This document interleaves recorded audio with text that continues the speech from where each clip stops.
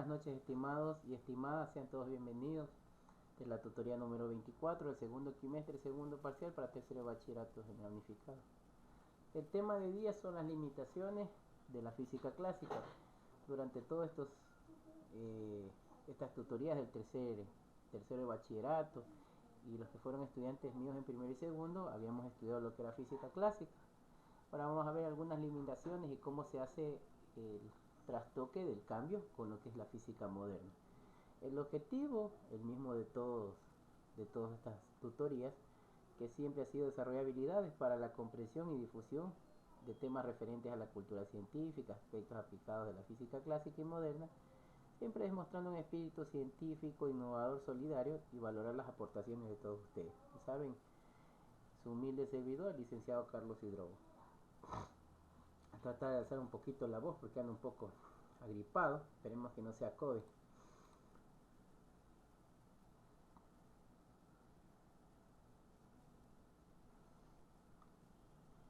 Bueno, aquí primero yo les he preparado una clasificación según mi percepción de cómo se divide la física en bachillerato general unificado. ¿Sí? Cómo se clasifica la física clásica. Entonces aquí vamos a tener que la física en realidad se divide en bachillerato en dos subramas, lo que es física clásica y lo que es física moderna. Dentro de física clásica vimos lo que es mecánica, estudiamos lo que era la cinemática, cuando aplicábamos las fórmulas de Galileo y donde nos dedicábamos solo a estudiar el movimiento viendo sus trayectorias. Luego vimos dinámica, lo que era referente a las leyes de Newton, ver las causas, por qué las cosas se mueven, no solo ver su trayectoria, sino también ver las causas de su movimiento. Luego vimos lo que era estática, cuando se cumplen las leyes de Newton, pero los objetos se encuentran partiendo del reposo, se encuentran estáticos. Vimos también lo que era acústica, donde vimos lo que eran ondas transversales, ondas acústicas. Vimos un poco de física óptica, donde vimos fenómenos luminosos y todo eso. También vimos termodinámica, donde vimos lo que era trabajo, energía y potencia. Vimos lo que eran los sistemas conservativos, la conservación de la energía.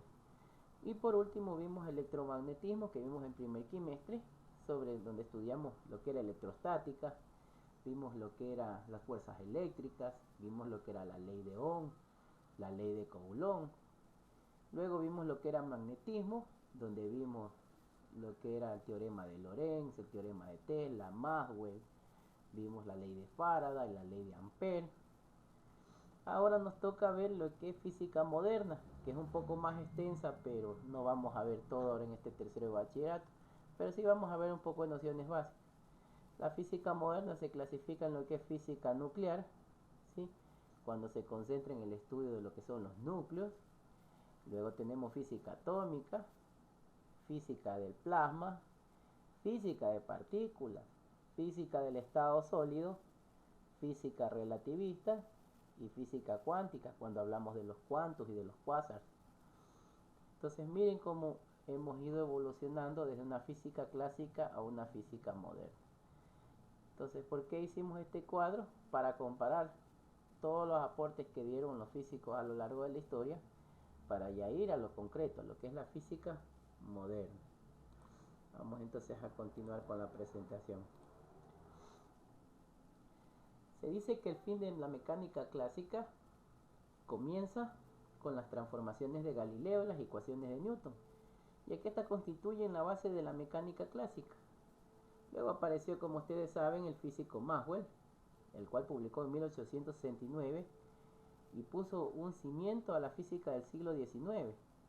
Sin embargo, fueron también, sin saberlo, el punto de inicio de una de las grandes revoluciones de la física del siglo XX, conocido como la relatividad de Galileo. Este señor, entonces, como ustedes saben, Maxwell, en unas tutorías anteriores, vimos lo que eran las 4 ecuaciones de Maxwell y vimos que eran unas fórmulas un tanto complicadas, no de comprender, pero que tenía cierta razón, ya que ponía de manifiesto algunas actualizaciones de algunos teoremas y algunos postulados puestos por físicos en la mecánica clásica. Según este principio de relatividad de Galileo, no puede determinarse el movimiento absoluto de un cuerpo a partir de experimentos mecánicos.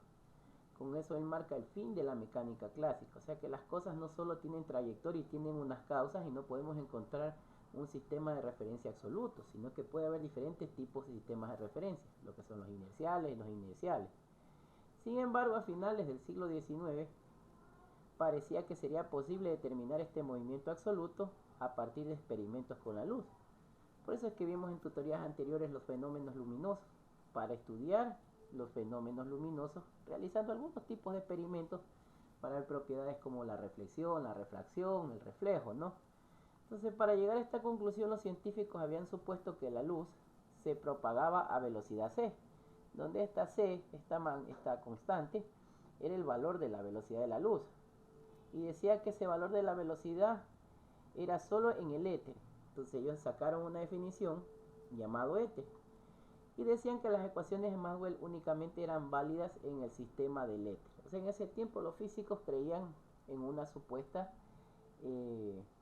magnitud conocida como éter, donde ahí se podía propagar la velocidad de la luz.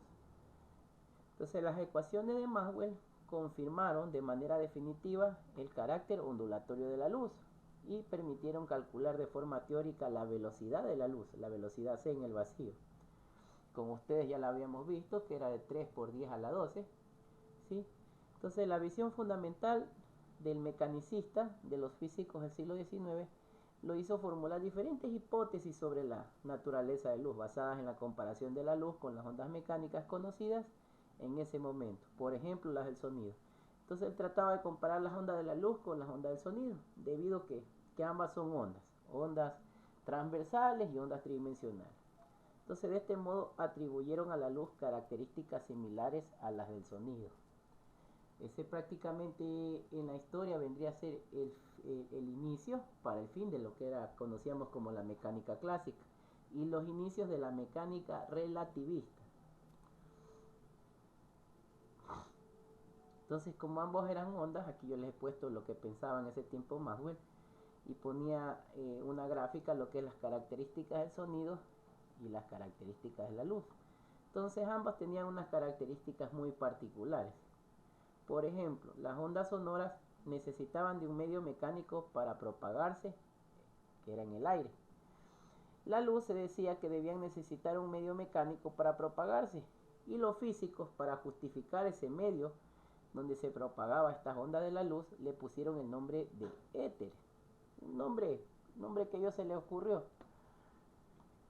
Luego, lo que eran las ondas del sonido se propagaban con una velocidad fija respecto a su medio de propagación, en este caso era el aire mismo.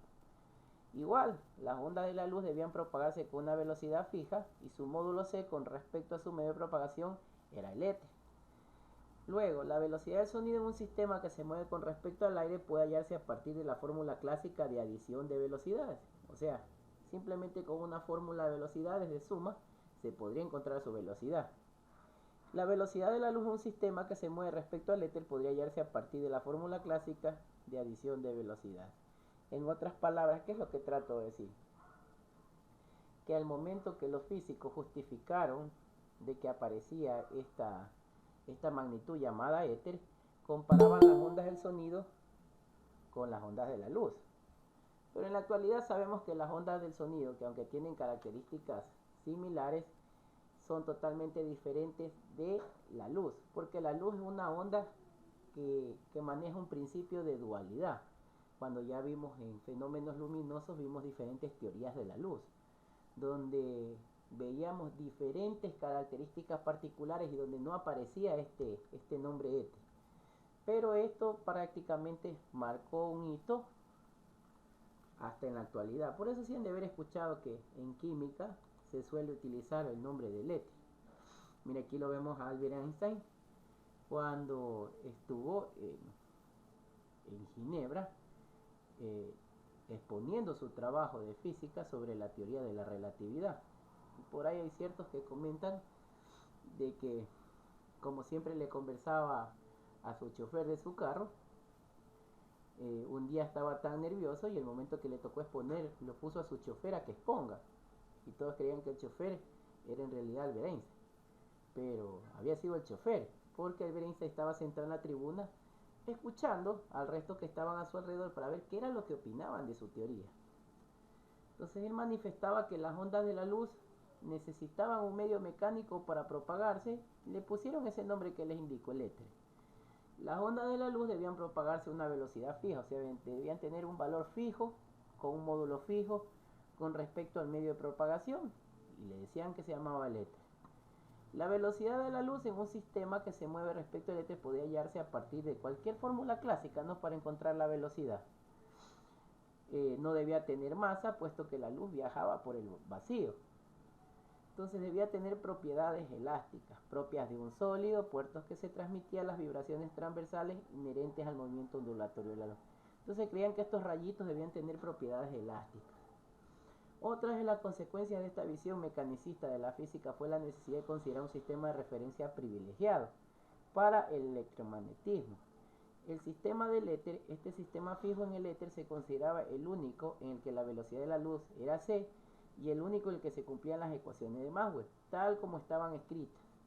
Era un sistema de reposo absoluto, por lo que cualquier velocidad medida respecto a él sería una velocidad absoluta. En otras palabras, en este sistema éter que ellos propusieron, decían que siempre iba a tener el mismo valor y siempre que se iba a dar el mismo fenómeno físico, el mismo fenómeno ondulatorio. Entonces, hay algunos tipos de teorías que marcaron mucha trascendencia para que aparezca lo que es la física moderna. El primer indicio ya explicamos lo que era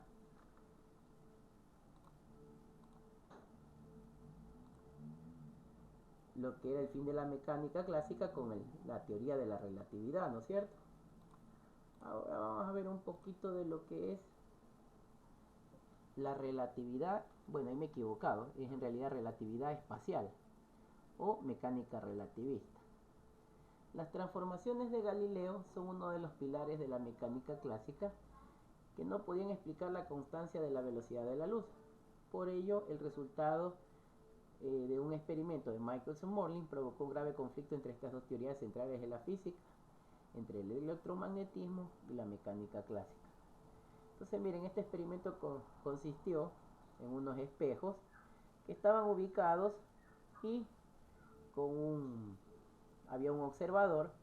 Luego se encendía un foco, este foco atravesaba la luz de estos espejos y formaban ángulos, y con instrumento de medida se tomaba la velocidad de la luz y los ángulos, ¿sí? Entonces para eso se utilizó en ese experimento algo que se llama un interferómetro de Michelson, el cual dividía la luz y emitía un foco luminoso por un láser. En este caso el foco va a ser el láser, en dos haces de luz, los cuales rebotaban en dos espejos y se volvían a juntar. Dado que la luz era una onda, pues había el fenómeno llamado reflejo, y habría lo que era que se refractaba. Se emitía una longitud de onda, es decir, un color muy definido. Al volverse a juntar, las dos haces interferían, produciendo máximos y mínimos de intensidad. Entonces ahí se vio un fenómeno de la luz llamado la interferencia. Finalmente, usando un instrumento que tenía un brazo de 11 metros de largo, gigantesco, imagínense las dimensiones de ese aparatito, colocado en una piscina de mercurio. Para minimizar los movimientos del aparato, ambos físicos resultaron medidas de lo que ocurriría. Ellos trataban que con ese mercurio y con ese interferómetro de Michelson trataban de emular el tema de la teoría del éter. Entonces los resultados en todas ellas fueron nulos. En ningún momento hubo ningún dato que apuntase a que la velocidad de la luz hubiera variado, o lo que es lo mismo, que el éter no tenía ninguna velocidad apreciable. Sin embargo, esto mismo fue lo que condujo a que fuera uno de los importantes experimentos, ya que con estos resultados se comenzó a pensar que el dicho éter ya no existía, o en realidad no existía, y se planteó que la luz podía viajar en el vacío sin ningún medio de por medio, lo cual derivó finalmente en la teoría de la relatividad espacial de Albert Einstein, donde ya se impuso la no existencia de dicho éter. En otras palabras, Albert Einstein ya rompió ese tabú del famoso éter que creían en ese tiempo los físicos que existía para que se propague la luz. y esa comparación que hacían entre la onda del sonido y la onda de la luz. Entonces, Albert Einstein en esta mecánica relativista sacó unos postulados. Él elaboró una nueva concepción de la física en su teoría espacial de la relatividad, publicada en 1905. Esta teoría aplicable a todos los fenómenos físicos, tanto mecánicos como electromagnéticos, y esta se basaba en dos postulados. O sea, en la física clásica se dividía en dos ramas, ¿no? En esos tiempos, y por un lado tomaban lo que eran los fenómenos mecánicos y otro los electromagnéticos. Entonces en sus postulados él unificaba esa teoría y que era válida para ambas teorías. Entonces dentro del postulado 1 él decía que las leyes de la física son las mismas en todos los sistemas de referencia inerciales. Y el segundo postulado indicaba que la velocidad de la luz es la misma en todos los sistemas de referencia inerciales, cualesquiera que sea la velocidad de la fuente. En otras palabras, que todas las leyes que hemos estudiado se van a cumplir en los sistemas de referencia que sean inerciales. Cuando son no inerciales no se van a cumplir las leyes de la física. Y que la velocidad de la luz, no importa qué fuente le emita. Por ejemplo, no importa que sea el sol el que emite el rayo de luz, o que sea un celular, o que sea un láser. Siempre va a tener el mismo valor, ¿sí?, de la luz, cualquiera que sea la velocidad de la fuente. Entonces, esta teoría espacial de la relatividad desarrollada por Einstein en 1905 se ocupaba exclusivamente del estudio de los sistemas inerciales. La teoría en general de la relatividad desarrollada por Einstein en 1916 se ocupó el estudio de los sistemas no inerciales y de la teoría de la gravitación. Entonces, en otra palabra, él sacó dos libros. El primer libro para estudiar todos los fenómenos en sistemas de referencia inerciales y en el otro todo lo que sucedía en sistemas de referencia no inerciales, es decir, donde no se cumplen las leyes de Newton, donde no se cumple la ley de la gravitación universal. Luego, otro hecho que marcó el fin de la mecánica clásica se conoce como las transformaciones de Lorentz. Sí, miren, ya hemos mencionado a Galileo, hemos mencionado a Albert Einstein y ahora lo vamos a mencionar a Lorentz. Lorentz también con sus transformaciones sacó, a partir de las transformaciones de Galileo, sacó sus transformaciones de Lorentz, donde él reemplazaba, teniendo en cuenta la velocidad de la luz era la misma para todos los fenómenos o observadores inerciales. Einstein observó que las transformaciones válidas eran las transformaciones de Lorentz, propuestas en 1892 por este físico. Imagínense, el holandés Lorentz lo propuso en 1892, pero recién Albert Einstein en 1900 él aplicó, ya demostró estas ecuaciones de Lorentz, donde estas ecuaciones permitían a un observador inercial o prima de un sistema S', interpretar la información procedente de un observador inercial o viceversa. Dejen aquí ayudarme con la pizarra. Lo que manifestaba en semanas anteriores cuando trabajamos con los sistemas de referencia inerciales o no inerciales.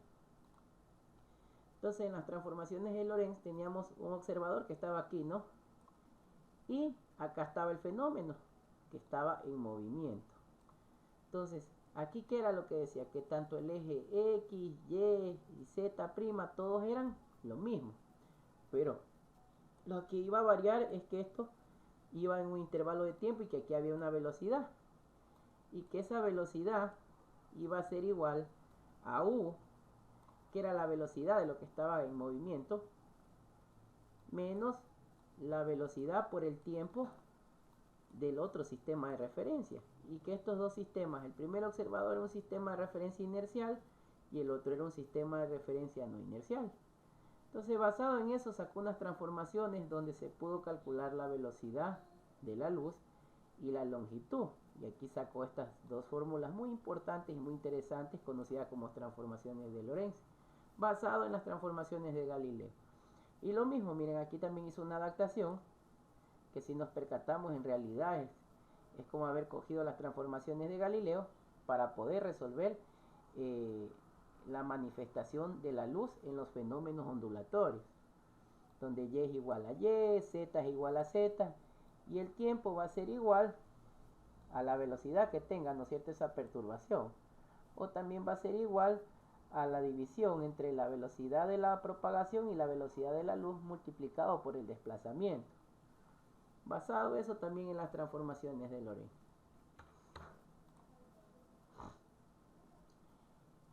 Lo más importante de las transformaciones de Lorentz, se indica que el tiempo que mide cada observador es diferente.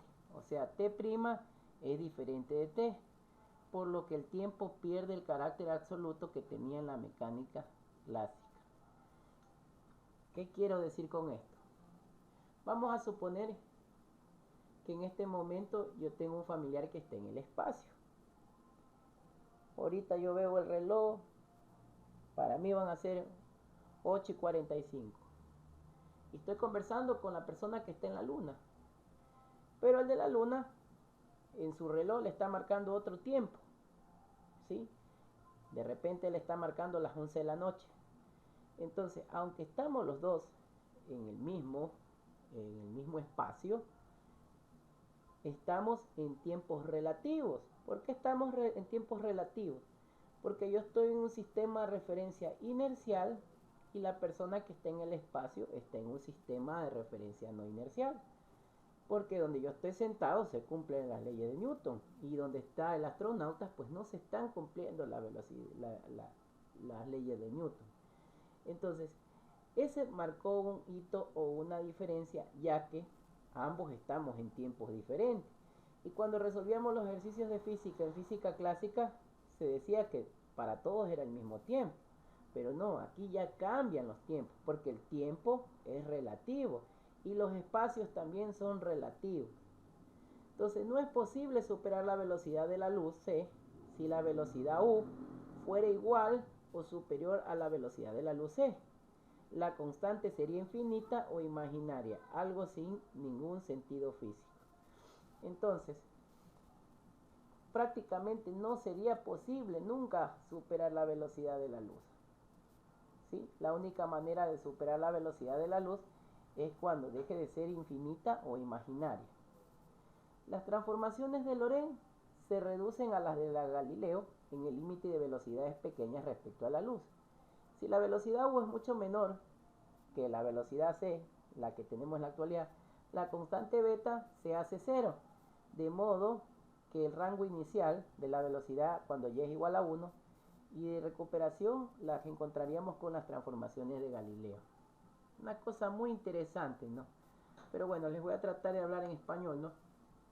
Lo que aquí se quiere decir con esto es de que el tiempo, en el ejemplo que yo les ponía, que yo estoy sentado aquí, va a ser diferente al tiempo del astronauta que se encuentra en el espacio. Porque estos tiempos son relativos. ¿Por qué? Porque vamos a suponer que en este caso yo soy el observador que estoy viendo al espacio. Y el observador del espacio vuelta me está viendo a mí sentado. Entonces yo lo veo al astronauta, si tuviera una supervisión, lo vería que está en movimiento. Y el astronauta me vería a mí también en movimiento. Entonces por eso que se dice que el tiempo es relativo y el espacio es relativo. Y que todo se basa en el punto de vista de cada observador. Y que cada observador le va a dar una percepción, un carácter absoluto a la experimentación del fenómeno físico. Lo único que sí que ambos van a tener en común, que ambos tienen una constante llamada la velocidad de la luz, que se va a mantener con un valor fijo y que no va a variar para ninguno de los dos, ya que eso es lo único que permanece constante en estos sistemas de referencia dados en la teoría de la relatividad. Bueno, por último les he dejado la actividad para el portafolio. La actividad para el portafolio pues van a hacer un organizador gráfico donde van a explicar cada una de las características más relevantes de estas teorías que he explicado, de la relatividad espacial, los postulados de Einstein y las transformaciones de Lorentz. O sea, van a explicar en qué se basó la relatividad espacial, en qué se basó los postulados de Einstein y en qué se basó las transformaciones de Lorentz. Luego van a elaborar un cuadro sinóptico con la clasificación de la física, como yo había puesto en un inicio, ¿no? Que teníamos física clásica y física moderna. Y por último, van a resolver un pequeño ejercicio. El ejercicio ya está resuelto. Aquí, como se pueden percatar, dice': vamos a comparar las transformaciones de Galileo con las de Lorentz para dos observadores. Un observador O, que es un sistema inercial, y un observador O', que es un observador no inercial, que dice que se están separando a una velocidad igual al 10% de la velocidad de la luz. O sea, los está separando a una velocidad que equivale al 10% de la velocidad de la luz. Entonces tocaría calcular ese 10%. Entonces, como datos tenemos que la variación de la velocidad es 0.1 la velocidad de la luz, que es la velocidad c, por el 10%. Ustedes saben que para sacar el porcentaje de algo tienen que multiplicarlo por el número y dividirlo para 100. Entonces 10 dividido para 100 es igual a 0.1. Y luego vamos a calcular las constantes, la constante beta, la constante gamma y la constante c. Para encontrar la constante beta, pues reemplazamos los valores, pues sabemos que la velocidad de la luz es 3.3 por 10, ¿no es cierto? Y luego dividimos y nos va a salir que el valor de gamma es igual a 1 segundo. Porque aquí el ejercicio ya está resuelto. Miren, aquí aplica las transformaciones de Galileo y las transformaciones de Lorentz, donde encontramos X, que vendría a ser el eje X, Y, que vendría a ser el eje Y, Z, que vendría a ser el ancho, y T, que vendría a ser el tiempo, donde ahí sí va a haber una pequeña variación, ¿sí?, aplicando la transformación de Galileo y la de Lorentz. Y nos van a quedar aquí dos ecuaciones. Pero si ustedes se percatan, las ecuaciones prácticamente son equivalentes. En lo que van a variar son en los puntos decimales, en las décimas, centésimas, en las milésimas van a variar. Del resto es similar. Estamos reemplazando, no es nada del otro mundo. Les dejo las páginas del libro de física donde fue obtenido, de la página 175 a la 176. Y esa ha sido toda la tutoría de hoy día. Hoy día ha sido prácticamente una tutoría teórica, donde se explicó puntos importantes que marcaron el fin de la mecánica clásica o la física clásica. ¿Cuáles eran esos puntos importantes? El primer hito que marcó, pues como yo les mencionaba, era la relatividad de Galileo, donde se mencionaba el famoso éter. Eso ya más después vamos a saber que era mentira. Luego, el segundo hito importante que marcó esto es la mecánica relativista o la relatividad espacial, donde esto prácticamente es toda la teoría del Einstein, pero basado con experimentos hechos en las transformaciones de Galileo. Luego, otro hito importante que fue la teoría de la relatividad o los postulados de Albert Einstein, donde tenemos los dos postulados y su teoría especial y su teoría general. Y por último, el último hito que marcó el inicio de la física moderna, las transformaciones de Lorentz para los fenómenos asociados ya a ondas y a fenómenos luminosos, aplicando las transformaciones de Galileo y puntos de observadores. Entonces esos son los tres hitos muy importantes a través de la historia, más relevantes para marcar un fin a la mecánica clásica y ser un punto de partida a la teoría relativista, o lo que se conoce como física relativista moderna, donde ya para resolver los ejercicios no aplicamos las mismas fórmulas que estábamos trabajando. Para el tema del cuadro sinóptico, pues ustedes ven aquí en la diapositiva número 1,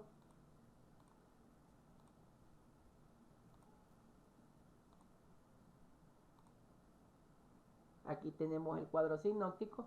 Lo único que ustedes tendrían que hacerlo es pasarlo el cuadro sinóptico y clasificarlo en base a un esquema que yo he creído conveniente. Que si ustedes encuentran otro esquema, pues bienvenidos sea, pueden aplicarlo.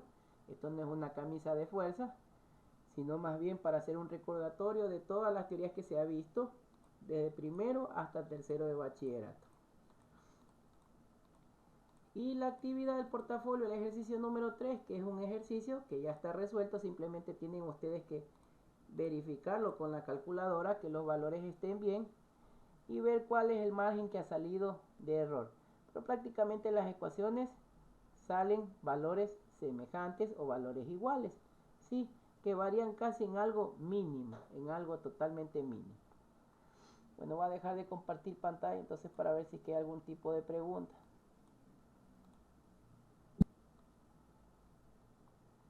Entonces, estimados, ¿tienen algún tipo de pregunta sobre la tutoría de hoy día?